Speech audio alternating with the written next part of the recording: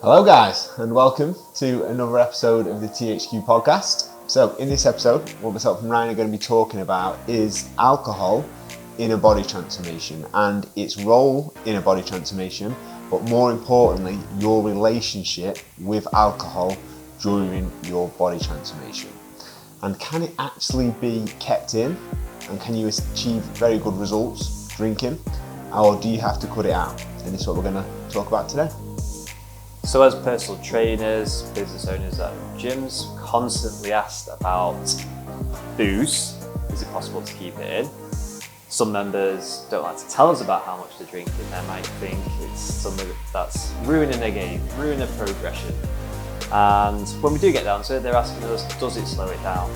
Can I keep it in? It's a big question. And that's what we're going to run through today. So we'll be discussing alcohol's effects in terms of calories, units as well, which are always overlooked. So whether you're having too much, are you in range? So we'll give some ranges with that.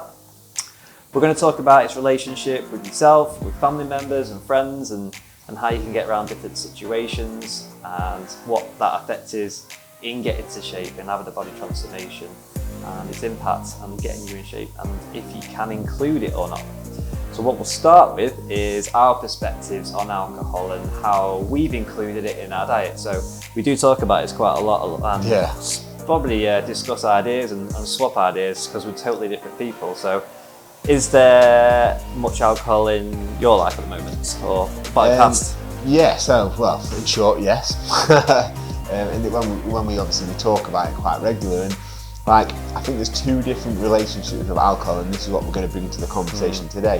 And my sort of relationship with alcohol has changed, probably like what many people will do in my situation. As you get older, you get married, you have kids, your relationship with alcohol does change, I believe. So, like it used to be, like commonly, which probably everybody goes through it, that out Friday, Saturday, Sunday, the alcohol abuse, but then you're sort of not really bothered about the alcohol abuse because you haven't really got much to sort of get going for on Monday morning anyway, and it's just sort of a cycle of, well, that's what you do, you're young and you're enjoying it. And I think we should all have them experiences, that's what I definitely think. But as we grow older, we need to realise that the relationship with alcohol is important and that getting a grip on it. So my relationship with alcohol now is more sort of managing alcohol in my home. So like making sure that I'm consuming alcohol in moderation and I'm actually enjoying alcohol, or am I abusing alcohol? It's constantly sort of assessing that sort of reframing my mindset with alcohol really. And it literally is, I drink alcohol in an evening, on a Friday and Saturday, sitting down with my wife, just in a sort of family environment, and that's my sort of relationship with alcohol now, and that's what we're going to talk about today, because I think there's going to be a lot of people that are going to listen as well. So what's your relationship with alcohol? Yeah, people are intrigued of where we're up to with what we drink, aren't they? So it's good to let them know, and that's a nice insight to see how you do it with your family life. I definitely used to be a big drinker. I went to university, so from the ages of 18 to 21, it was 7 days a week all the time. It's just what you did. It was the nature that if you weren't having a drink with your housemates, and that was it, you were like the loner in the corner, so you just did it all the time, and you go out late tonight and get up and then be back into uni. You could do it then.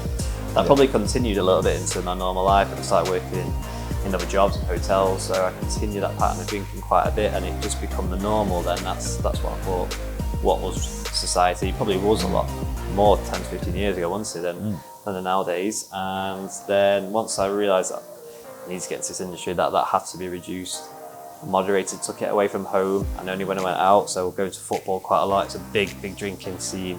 It's part of the culture, you can't not really. So starting to understand that it was impacting on body shape. And when I did reduce it from the week and then probably drinking at home, I felt the benefits of feeling a bit more energetic and not having to feel rubbish all the time. So when you get older, you can't recover from it as quick, as we've all discovered, haven't we? So that's definitely impacted on the amount I was drinking. So as we got older, like I said, with yours, family history, family home, and you've reduced it, moderated it. It's definitely how I've gone down that route as well. And we've started to make some better decisions as I've got older, which we've both done, haven't we? Yeah, so it's pretty much flipped on its head really. So I never used to drink at home, but then I used to always drink and get hammered outside. But now I drink, at home and don't, and I sort of, we'll probably talk about this later, but like for me, like my relationship with alcohol is I don't say I would crave like big nights out. In fact, in some ways you sort of dread them. You want to do them for a catch up with your mates or something like that, but like for me it's every once 3, 4, 5 months maybe. It's not something that I really crave to do. But I do really enjoy consuming alcohol in a sort of a family home setting, really, in in a home environment. And where you relax. Yeah, relaxed environment. Yeah, to get drunk. I'm not going to say that I sit there sipping wine and just for the taste. Yeah, just for the taste. I don't like, but it's a different style of using alcohol than it would be to go out and to drink. I do believe so. There's a lot of benefits. We talk about the benefits to alcohol first. Let's say we don't want this to be sort of two gym people probably sort of just saying things that we've googled or something like that, saying, "Oh, this you shouldn't do drink, you shouldn't do this." We want to give you a real life perspective of sort of alcohol consumption because we both drink. I drink a little bit more than yourself, and this is why it's good to get a real life perspective on it, not like do this, two personal trainers telling you off when they're actually probably doing the opposite themselves. People are doing it. So I think you can live like a normal life and drop whilst dropping body fat whilst consuming alcohol. What would you think of that? Yeah, it's an option, definitely. You can still lose weight. People are gobsmacked, aren't they, when have you demonstrated you've lost weight even though you've had a bit of a drink at the weekend? Yes, it might be water retention, you've dropped out, but if you're consistent all the way through the week, your calories, your food, you've had a drink at the weekend, which in your mind in the past, I've blown it now, ruined it, and you've seen inch loss, photos looking better. So 100%, there's no way it stops you from transforming your body shape. No. And that should be at the back of your mind. Do you include it or not? That's what we'll probably delve into a little bit deeper as we go along. So we've both tried it either ways, haven't we? So we've got the experience of knocking it on the head and including it in. So that's probably better what we can run through. Yeah, definitely. I mean, that's what we'll get to it, talking about how you do it with more of a stricter, say, a transformation shoot, or generally just living. But just to summarise for that point is you generally can continue to drop body fat slowly whilst consuming alcohol in your daily life, 100%, because you don't have restriction. You're not like sort of restricted. You don't feel restricted. You can still feel social, because if you are somebody that does drink and you go into a social setting and then you decided you're not going to drink, you are sort of, and everybody's drinking around you, you will find yourself clock watching or think, and then being a bit bored, and people get, even if they're not drunk, but you lose that sort of connection, don't you? So I think it is important to realise that you can still be on a body transformation and put yourself in them social So benefits were few and far between. Yeah, negatives was definitely higher. There's a lot bigger list, shall we say. And if we're going to be honest with people as well, because we want people to achieve their very best results, don't we? We obviously want them to have flexibility and a decent life during the body transformation, but at some points, alcohol has a lot more cons than it does pros, doesn't it? And that's just the reality of it. So one of the big things for me, I think it can easily be abused without actually realising it. So if you start drinking, say you drink a couple of pints in an evening, then it comes, that doesn't really do much. You might have 3 pints and you might have 4, or you might have a couple of glasses of wine, and that escalates. And alcohol is something that can very, very easily escalate. And nights out that we drink can very easily escalate. So that's why I think we should sometimes take a step back, reassess your relationship with alcohol. Are you drinking too much? Are you having too many nights out doing that? I think that happens, but it's very easily done with alcohol to make more negative effects. Yeah. And when people are coming to us, we are looking at a body transformation. That's what they've come to help for, not to balance out their party lifestyle, have they? So we're looking at it from what's going to get that person the best result that they've always got that picture body in their head that they all want to achieve, and this is what's going to help them achieve it, isn't it? Definitely. I think a key thing as well is, I think an easy way to cut down alcohol is that you should never suppress with alcohol. So if you've had a bad day and a long day, you're feeling crap, then do not go to alcohol, because that's not going to make you feel better. Then you're using alcohol to make you feel better, and I think that's a bad relationship with alcohol. So when I'm ever under a stressful situation, I definitely will not drink. If I'm feeling crap about myself or feeling crap, I'm like something bad's happened, or you feel, I would not drink, definitely not. But if I come back and I feel good and I'm happy, I'm like, I'll have a beer or something, because you feel good. Like obviously when the gym's closed that time. I cut out drink for 7 days. I think you did 14 weeks. Yeah, only 16 weeks actually. So that's 7 days, stressful 7 days to not drink. But so yeah, but when you actually, yeah, I think that's a good way to look at it. So it amplifies either emotion, Yeah, doesn't it? So 100%. negative, worse. So that's the perfect way of putting it. So if you want a good relationship with alcohol, you should do it when you're feeling good, because it'll amplify that enjoyment a little bit more. Not that you can't have it, your enjoyment without it, you can. But if you're feeling bad, it's only going to make things definitely worse, because the next day, you'll probably, like, so you consume more calories, you'll probably have a food hangover as well, so you'll feel like crap. And if you've got to, like, that'll make you feel even worse. And even if you add in things like training as well to your day the next day, like, because alcohol is a poison and we're trying to get, our body's trying to get alcohol out of our system, and that's its number one priority as soon as we get it. As soon as we consume alcohol, it is a macronutrient. Some people don't really know that. So you have protein, fats and carbs and alcohol, don't you? So and we're trying to get alcohol out of the body. That's what your body's trying to do. So if you train, I always know if I train the next day, which I always do because I've consumed calories, I want to train, I feel really weak. Everything's harder, my weights are a lot less, everything hurts a lot more, and that's just the reality of it. It's going to hinder your results, and that's probably why more people, if you haven't got a strong mindset, you would think, you skip a workout because you feel a bit bad, or you think, sorry, I'll eat more, even though you know you shouldn't be, because you've just got drunk the next day. Because it's not only impacting on just your body's recovery because you're hungover, you're not having a great night's sleep, are you? So that's completely gone out the window. You're not recovering. You might fall asleep quicker and you're feeling like you've gone to bed straight away, had a sort of full 6-7 hours, what it is, but there's no way you're getting that deep sleep you should be getting, or your REM sleep, so that's all completely missed. So brain's not working the next day, which then makes you feel a bit groggy and down. So if you have got any depression or anxiety issues, and that's going to kick in, then you don't want to eat better or go to the gym because you feel a bit funny about yourself, or you're not too confident about getting into that environment. So cycles spinning out, and that's why we see people struggling with it. We definitely do tell them to try and abstain as much as they can, or try a little period of it. The empty calories is a huge part of it. I think because most people believe it's liquids, there's not much calories in that. It's like water, there's nothing to it. So it's joyless, and so let's just get it down just because it's getting me drunk and feeling relaxed. Can't be that much in it really. It's a total neglect to see what calories in it, although the labels are well pointing out now that, well, it's better now than it used to be into what's actually in certain foods. People always learn about when they do the shoot, don't they? We'll give them X amount of calories. I can't eat that much. Then they get to the weekend and they think, I'll have a few drinks, and then it's like, I've gone over. Yeah, so that's such a common thing, isn't it? We see, and people are like, right, so that is probably something that's been holding back for years. And actually realise. And that's why we say empty calories, and I think it's because I've read it first until they start tracking, they go, oh wow, yeah, that's what empty calories means. I've literally used my whole day budget on something that's not going to make me feel full, it's not going to energise me, it's going to make me feel terrible the next day. That's what empty calories are. With the added bonus of then eating a lot of rubbish with it as well. Nowhere near as satiating as real food, so then you get that hunger cravings where you then become that bottomless pit where you just keep going and going, there's no stop, is it? It's so bizarre, that sensation where you feel like you can eat the world, and that's what alcohol, with those empty calories, really does dent and make a body transformation so much harder to achieve if you're not tracking it or moderating it or being aware of what's being consumed. So you do need to take that into bat when we're looking at body transformation. Yeah, 100%.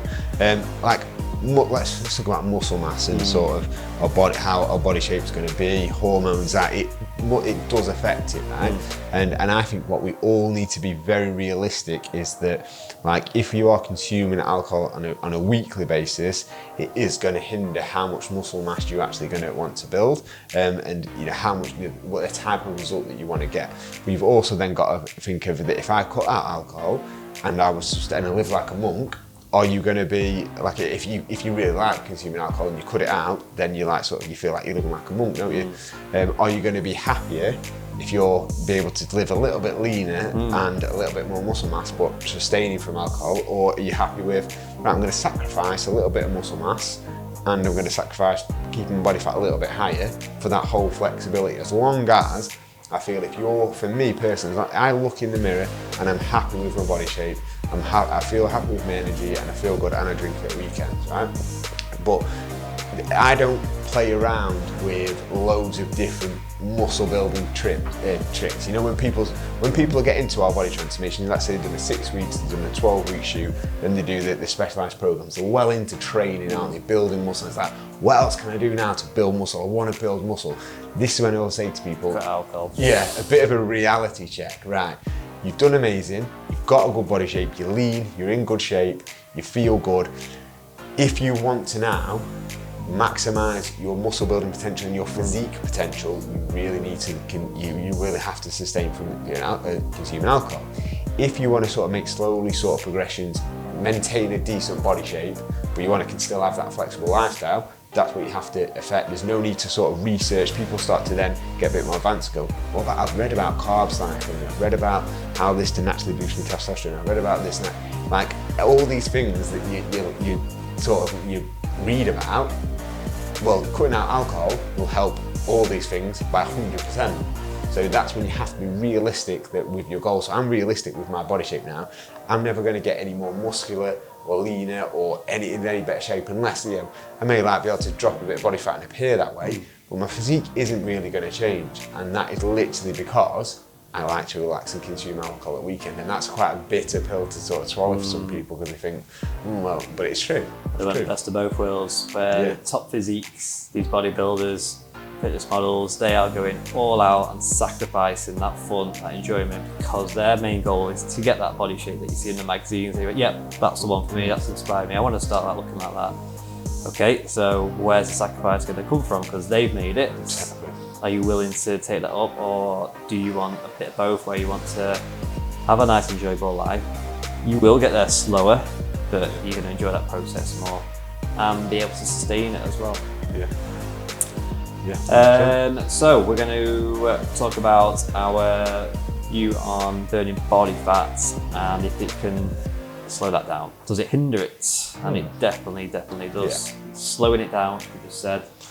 Because we're increasing the calories, we've got a rough idea of what's in booze. No one knows exactly the amount of the calories in food or booze. It's an educated, scientific guess. So we don't truly know what's affecting with the body with its hormones. So we're tanking testosterone in males, aren't we? It's raising estrogen. So estrogen in too much makes you your bum boobs, excessive body fat. Although females have higher estrogen levels, they don't want too much of that either. So we're trying to keep that moderated and reduced. So if that's going up and testosterone's going down, you're less likely to burn body fat because you've got an unhealthy, sick body. I think that can be manipulated slightly. We can swap different choices of alcohol, but how much would you say it slows down the transformation? I'd say again, it depends on your goal and it depends on the stage you're at your body transformation. So I think if someone's at the start and you're consuming alcohol on a regular basis, then that's when you really need to sort of assess it. Think, do I need to be consuming this every single week? Because motivation is going to slide. You might get really let down if you're losing 2 pounds a week, but we know how hard it is to actually lose 2 pounds a week. It's like, it's 3,500 calories or something, is it? 2 pounds. Yeah, it's like, it's very hard to lose that amount, right? So at the start, we need to probably, I would say, be more restrictive of how much alcohol we're consuming. So we get that motivation and we get that sort of momentum going, and then we can sort of have it sparingly when we don't need to lose as much body fat. So if you get to, once you've got to really round about where you are, and then you're a couple of pounds off, or maybe you're a stone off, you could probably consume alcohol quite, you'd probably be happy, you'd probably notice that linear progression a little bit more, whereas at the start, if you've got say 2 or 3 stone to lose and you lose half a stone, you probably won't notice it. So it's, if you're still consuming alcohol, it's going to be a bit slower, it's going to be, so they would, but you'd recommend to them go as low as or minimal as alcohol as possible, or reduce it, because maybe they won't need as much if they just clean up their diet a little bit, introduce a bit of training, maybe just half what their consumption was. That'd be enough to see progression. 100%. So then someone who's just about to do a shoot, how would you deal with alcohol with them then? Would you say, yeah, like, we can keep it in there, we're asking you, I'm just going to have a drink this weekend, it's a week before the shoot, how would you deal with that situation? I've done two different situations, and 100% my advice would be now, is that if you're doing a 12-week shoot, the first 6 weeks, like say for example, drinking at home was a regular basis, no, I would cut that out, and I do cut that out. for me, for example, and I might have 1 or 2 nights out or where I drink around the first 6 weeks, 1 or 2 sparingly, probably hardly nothing, and then the last 6 weeks, 100% no alcohol whatsoever, because it's just your calories are too low and you want to produce the best result possible. And I know if I get to the end of it and I've just kept alcohol in, for me, because I'm quite a like I just can't have like a couple of gin and tonics or something like that. I have to drink to, even though I'm well more moderate than what I used to be when I was younger, I do consume alcohol to get drunk. I don't consume alcohol for a steady few, like slowly drunk, like not like absolutely levelly drunk, but to be drunk. So I can't see the advantage of me keeping it in when my main focus and goal is to get as lean as I possibly can. So for my shoot, I kept it in, which we're talking about a lot on shoots, but I made sure my meal prep was there when I got in at night, and I was having turkey and broccoli. The morning was ready, even though I felt rough, I had to stick to my egg whites, whatever I was having.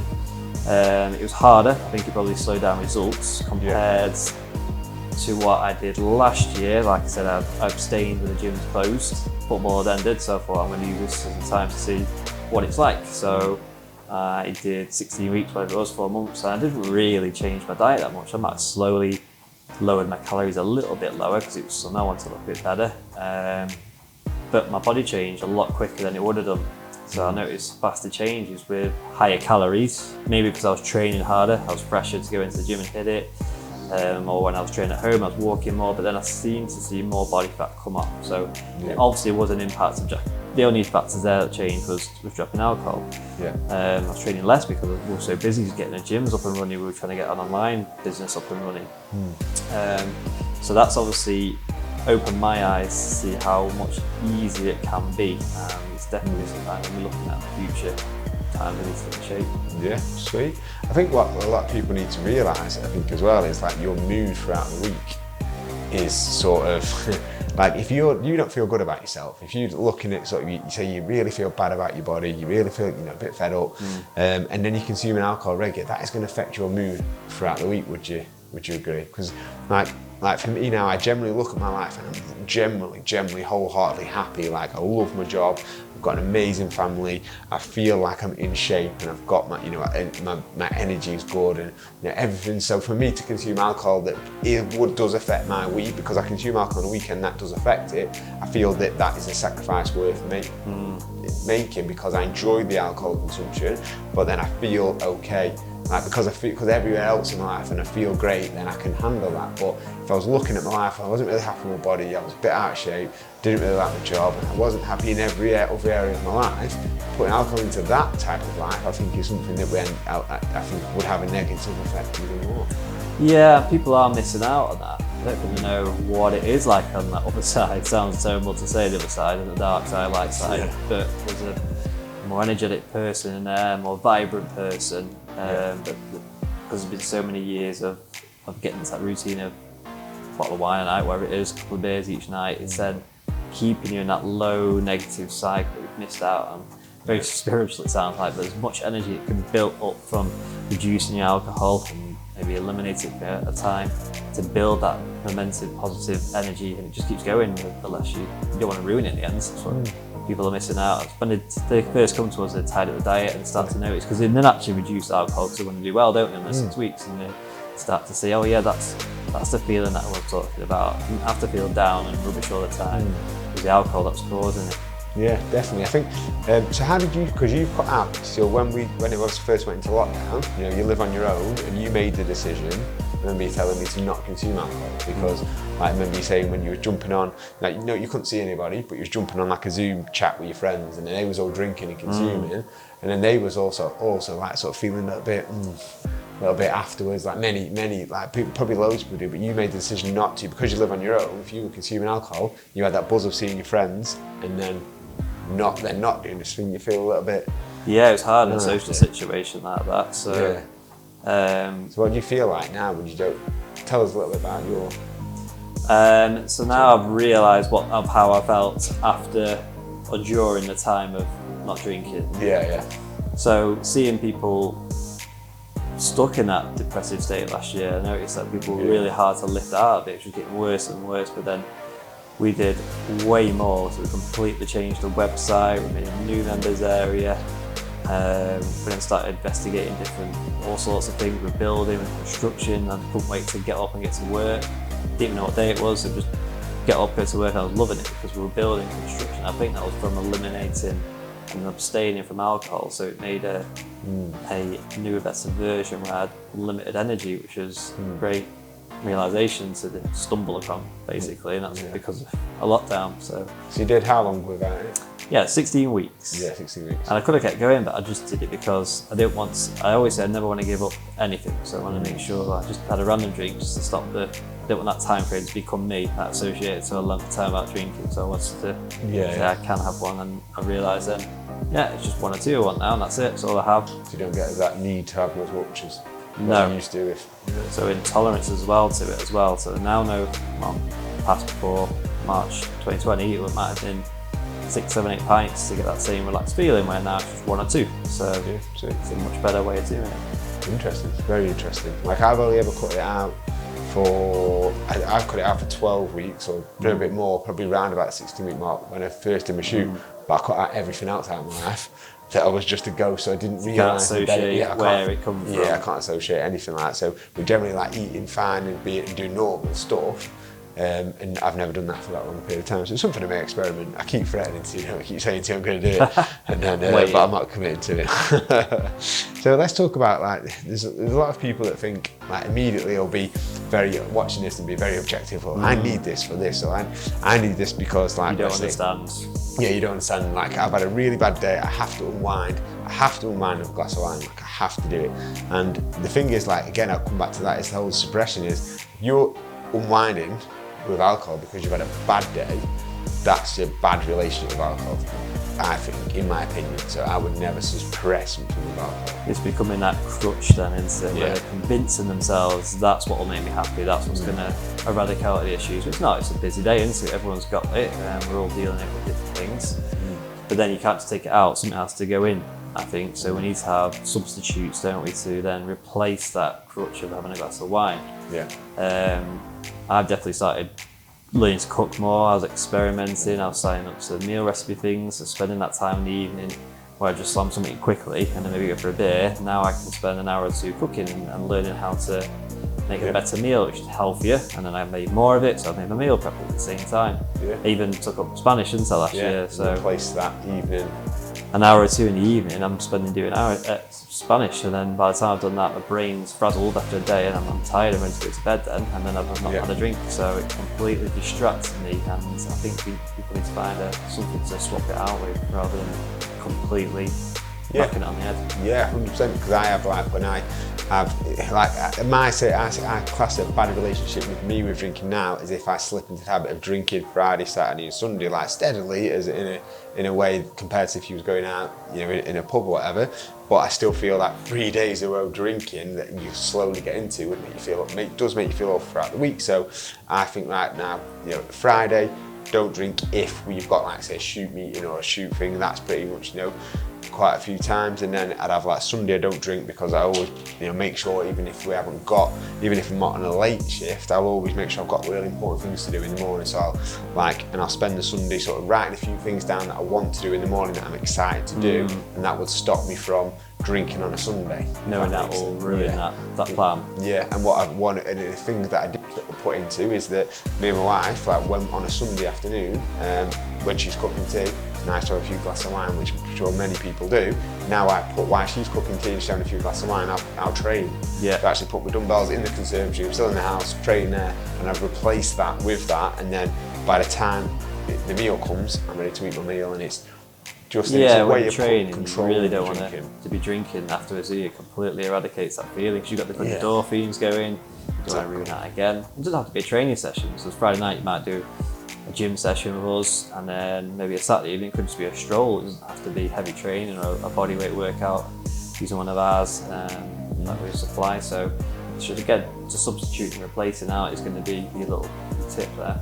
Yeah, and it's just that sort of summarise what we want is that, you know, just use it sparingly and not use it as a crutch. That's one of the big points I want people to take. It's not a, if you want to get in shape, yeah. Yeah, if you want to get in shape, definitely, or just to feel good generally about your life. And I always think that if something is something, you need something. When you say that, when something happens to you and you need it, that's when you should really take it off. For me, I got to it with caffeine where I needed it. Like I remember if I went on a hotel with my wife and the kids, and as soon as I woke up in the morning, I was like, I need a Costa. We can't go anywhere, we can't drive anywhere, so I need a Costa. Like it was a need, and that was a naggy thing that I didn't like. I needed a Costa. Is that your crutch? Yeah, yeah. So then I've completely eradicated taking caffeine out of my diet, and I feel, you know, I don't need anything. Like I feel brilliant even the first thing in the morning. I don't need it, and that's great. And I don't feel like I need alcohol. No. So I think that's a good sort of way to do it. So I always think that, like what I've mentioned then, is for a solution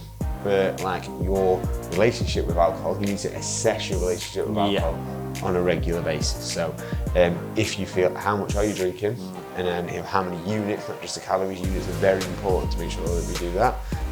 But we're going to talk about that in a little bit more detail, aren't we, in the next bit. But yeah, just constantly assessing your relationship with alcohol. Yeah, I think people don't even know where they are with their alcohol, do they? Or because they can't really assess it. So bring it back to a shoot again, because it is about transformation. The shoot that we do get people into great shape and we get them to track, and when they do start to track their alcohol, it's that big eye opener. Whoa, I didn't realise it went up that quick just having a few drinks.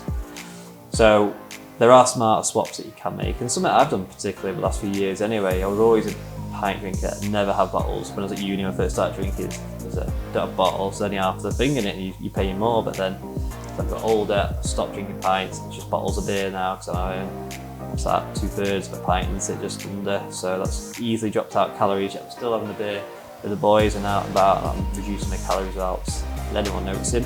If you're going out late, it's obviously swapping out for your diet mixers, and white spirits will always save you calories, but it's still got the risk of increasing our hunger. So there are smarter choices that we can make, and we always recommend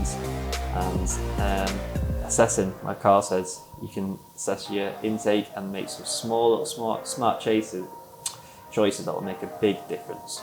And I think for a home perspective, for that, on the flip side, only buy what you need. Yeah, you'll go into the supermarket and there'll be these deals, 2 for 1, things like that. But if you've got a stack of an endless pit of alcohol, chances are you're going to consume more alcohol. Whereas me, I go to the shop every time I want to consume alcohol. I buy the exact bottle of wine that I want to consume. So that is, you know, I'll ask exactly what my wife wants, because I don't just want to just buy loads and they're there because I'll drink more. And then I have my exact amount of beers, and I know that, right? And I think that's important again to understand units. So this is going to surprise a hell of a lot of people if they're honest with themselves. Right? So the recommended weekly allowance for alcohol is 13 units. Right? So I consume 26 units a week, probably 28, probably a bit more. 26, sorry, round about that. So how many units do you consume? Currently, since obviously last year, I'm staying and reducing it. I'm down to about 4 small bottles a week, so I'm literally in about 8 units of that. So I would be classed as a binge drinker, right? But let's say my night is, say, 5 bottles of Peroni, just bottles of beer, so like 2.5 pints, and a couple of glasses of wine, right? So you could, because 1 bottle of wine is 10.5 units, a bottle of Peroni, say for example, is 1.8 units. So for me to consume 26, 28 units and be classed as a binge drinker, I'm sat in my home consuming 4 bottles of beer and then a glass of wine. That is binge drinking, and you would think, like barely anything. Yeah, you would think, I've just got 4 bottles of beer, I'm chilling, or things like that. Whereas, you know, sometimes I could have more bottles of beer, but then have less wine, but you still only, like, it doesn't feel, you know, it is moderate. Like, because if you went out on a night out and you said, right, I've had 4 bottles of beer tonight and a glass of wine, you would say that is a successful night out, wouldn't you? Quiet night. That would be a quiet night, right? But in reality, that's binge drinking. In the facts, when we look at it from a health standpoint, a liver standpoint, what the recommended thing is, and I'm very aware of that, and I don't feel that it's consumed, I don't think I'm over, you know, I bet you'd have a rough idea of your calorie content in that as well, wouldn't you? You know roughly what's in that, and you control that, because you've gone low in a week, haven't you, normally? Yeah, 100%. So my calories is never an issue with it. I'm always within my calories with it, and like if I consume it, I always track it, and I don't eat like it. I wouldn't overeat it, but I'm definitely consuming it over the recommended units, which probably I would argue a lot of people now have explained it in that way. Keep a few eyes open today. Yeah, exactly. I would think. So talking about periods without drinking. So like I said, I consume alcohol on a regular basis, but when I do a shoot, I don't consume alcohol, but very, very little. And I think that's very good that we set ourselves throughout the year, set ourselves little challenges and goals where you're going to go a period of time, give your body a break, go a period of time without drinking. I think that's very important as well. Everyone should go through that, I think, now. I used to say never give up anything, but maybe just with booze, it's such a tricky substance that you have to balance out. It's a substance in it where you can overuse it, and we have 6-week meltdowns, we have 12-week shoots, we have 8-week programs. I think using them as small deadlines to just see what it's like without it. I think everyone should try that, because from everyone I speak to, it seems to be the most will go without is a couple of days, isn't it really? That seems to be like the average break. I don't think Monday to Wednesday or Thursday, that's what you seem to hear most if they're giving up. I'm like, maybe try that into a couple of weeks rather than a couple of days to see if it is a much positive effect on those pockets of fat that you always grab. Can't lose this belly fat, got all this back fat. What's happening? How do I get rid of it? Maybe let's look at the alcohol side and push it under the carpet and abstain and see how much difference does that make to speeding up the results. And then back to what we said before, you have to balance out what do you want. Is it a happy, moderate life where you enjoy yourself and get into shape slowly at a steady pace, or do you want faster results, better looking results? Then let's maybe look at abstaining. Yep, I agree, 100% agree with that. So yeah, let's sort of summarise, let's sort of wrap it up, sort of everything what we've been talking about today. So what I want people to know is that it's your daily relationship and weekly relationship with alcohol that is important. We're not talking about big nights out that you have, we're not talking about holidays, we're not talking about like Christmas where, you know, alcohol is generally overconsumed, but I'm talking about reassessing your daily disciplines and your habits. And being aware of your guidelines. Being aware of your guidelines, being aware of how much consuming, and you know, having a few months off or a few days off or whatever it is, but you know, just constantly assessing that daily habits and not worrying about like big nights out or big things. They're not things that aren't your daily thing that you do every single day, really aren't making that much difference in the grand scheme of things. Really, it's what we do as a daily, I would say, for alcohol. And realising your personality trait, we probably demonstrate that there are two, I'd probably say, aren't they? So one person can moderate and take it or leave it, and maybe that's by myself, and then maybe you want to go all in and struggle with that moderation once you've started, and it's a trickier thing to balance. 100%. So if I was on a shoot, that's why I say now is that I can't do alcohol in moderation. I drink alcohol and I'm you know, I'll have a shoot where I could basically do not consume any alcohol, because otherwise I'm just like, for me, like, I can't just have a couple of gin and tonics and then eat chicken and veg. It's just not in my personality trait to be able to do that. So I think if people are looking at this, if you are very moderate and you're sensible with alcohol, yeah, you could probably keep it in that way. But if you're like myself, where you know your relationship with alcohol would be to get drunk, as say, then when you're on a stricter goal, then you take it out, because there is benefits afterwards. Like I say, now for me, I'm in reasonable shape. I keep myself quite lean, fit and healthy, eat 3,000 calories a day. It's easy to consume alcohol in them calories, but it comes from the dedication I've put over the years. I think you've got to earn that. Yeah, and that's why I kept alcohol in on my shoot in the past, because deep down I knew it was possible. I knew you could still keep it in, so that's probably what's kept me from doing. But then I also know that I will just eat, but I love meat and veg, so I will eat that. Sometimes that is a treat for me. So assessing yourself, and there's only you that truly knows what your deep personality is like, and whether you're going to go in and out, whether you can lie to yourself and say, no, I'll moderate it, I won't go out and eat. But if you deep down know that you're going to do it, then it's not going to help your body transformation at all. No, so to wrap up, alcohol's role in your body transformation, is it possible to keep it in? Yes, it's possible to keep it in. There'll probably be times where you probably need to cut it out. Probably going to be times where you need to assess your relationship with alcohol, and do you need to really be more moderate of alcohol. So has it got its place? certain areas of your transformation, but you need to be educated and constantly assess your relationship with it. So I hope this gives you an insight of one of the most consumed beverages on the planet, and I hope, as always, it helps you continue to progress with your body transformation. So take care, guys. Cheers, guys. Bye.